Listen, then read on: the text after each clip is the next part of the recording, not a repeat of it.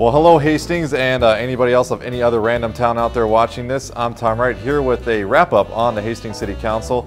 Tonight it was a doozy, 2 hours and 5 minutes, but guess what? I'm going to wrap it up for you in just a couple minutes. It's with a very heavy heart tonight that... The meeting started with somber news. A longtime Hastings Police Reserve officer passed away last week. He was 51-year-old Andrew Pollard. Pollard served the police reserves for 21 years. He is survived by his wife Yvonne and 2 daughters, Talia and Samantha. Andrew always had a willing smile and was always just a great guy. He always had something funny to say, and he really, really appreciated the Hastings community and always tried to give back. So I would ask that we have a moment of silence in Andrew's memory. Next was a presentation by 360 Communities, a nonprofit that runs 5 food shelves and 2 battered women's shelters in Dakota County. One of those shelters, the Lewis House, is right here in Hastings. 360 Communities report they continue to see an increase in clients at the clip of around 10% more every year. I wish I could up here to tell you that all the things we do, or all the metrics are heading down and we're serving less people, but unfortunately just the opposite is true. Sal also noted October is Domestic Abuse Awareness Month. He says that and the NFL situation has brought much needed attention to the issue. As a result, a new national campaign has emerged called No More. And that's why you see this pin here for the No More campaign. And it really is to not only get the consciousness up, but get men involved to stand up with women and say to other men, what you're doing is wrong and you need to stop it. And we're here to stop it. The motion prevails. Then it was all city business. Anyone with a dangerous dog, you should be nice to Mary Fassbender. The council approved a change regarding dangerous dog hearings. Up to this point, they were being held before the full council, but now the dog's fate will be up to a member of the Public Safety Committee, and Fassbender was named that person. The question that needs to be answered in one of these appeals is pretty simple. Did a dog bite a human in an unprovoked manner? And so the factual questions aren't that difficult, but they do get emotional, and that's so we thought taking it away from the whole city council at a public meeting may be a good idea. Parents of teenagers, the council also approved changes to our curfew times. It means Hastings teens will now have to head home sooner. The changes really just bring the city ordinance in line with the times that are set forth in the Dakota County ordinance. Here's the deal. Kids under 12 will now need to be home by 9, those 12 to 14 by 10 o'clock, and the 15 to 17-year-olds will need to be home by 11. On weekend nights, they all get another hour. The exceptions are if the child is with their parent or guardian, if it's job-related, or if they're at a school activity.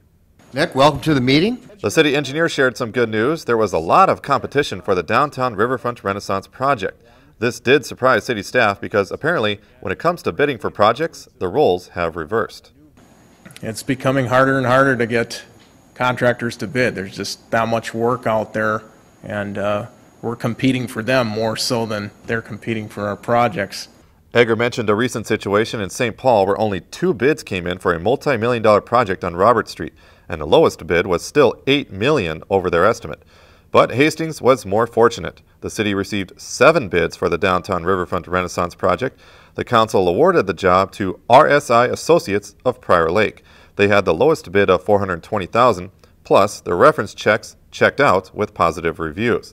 The positive engineer explained what the $420,000 will go for in this first phase. That includes a new Veterans Memorial down at the riverfront, our new Depot Park area over by the Depot at 2nd and Tyler, and then some landscaping boulevard enhancements on Tyler and Ramsey north of 2nd Street. Construction will begin this month. Several features are planned to be completed this fall, and the rest will be taken care of next spring.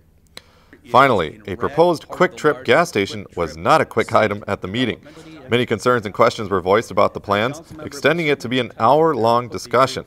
The man with the plans was John Hinsman. The site that we're looking at here is bounded in blue. It's on the northwest corner of 17th Street in Vermillion.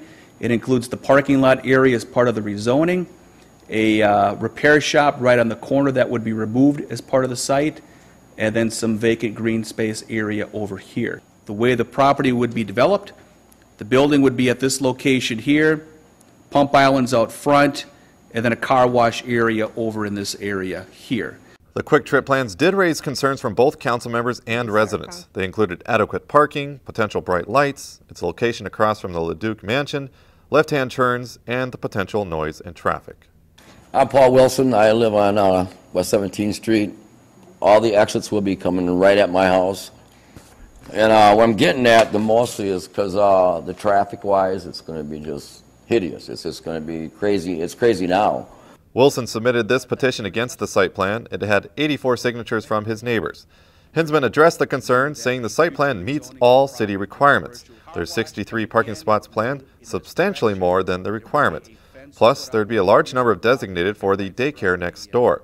Speaking of the nearby daycare, Hinsman said the business did not voice any concerns with the city on the site plan. As for the lights, the city does have standards for lighting and measurements for enforcing them.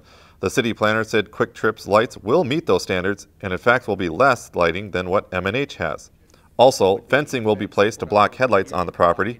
As for noise, the noise decibel level is expected to be less than other similar gas stations in the vicinity. All of that seemed to put the council at ease. Seeing none, all those in favor of that motion say aye. Aye. Those opposed, nay. The one nay is recorded. Councilmember Nelson. The motion prevails. After the meeting, I asked Councilmember Tony Nelson about his nay vote. He felt the location was too close to the residential area and preferred somewhere else. But it will not be somewhere else. Hastings will have a Quick Trip on Vermilion and 17th Street.